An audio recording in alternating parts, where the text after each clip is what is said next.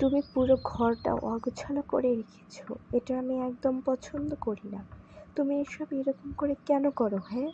আমার গোছাতে তো অনেক কষ্ট হয়, তাই না? তোমার এটা বোঝা উচিত। বাসায় অনেক কাজ থাকে মেয়েদের। আর যেটা করতে আমার অনেকটা কষ্ট হয়। তুমি এখন থেকে সব গুছিয়ে রাখবে।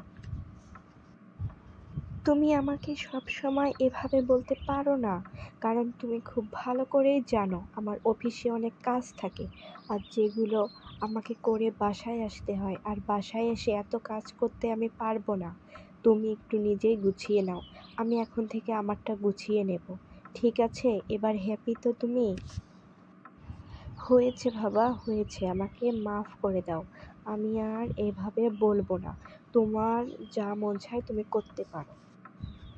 ইয়া রাইট, বাট তুমি কিন্তু একটু বেশি ওভার অ্যাক্টিং করতেছো, যেটা আমি একদম মোটেই পছন্দ করি না। ওকে, গট ইট। ধুর, ভালো লাগে না এসব ঝামেলা।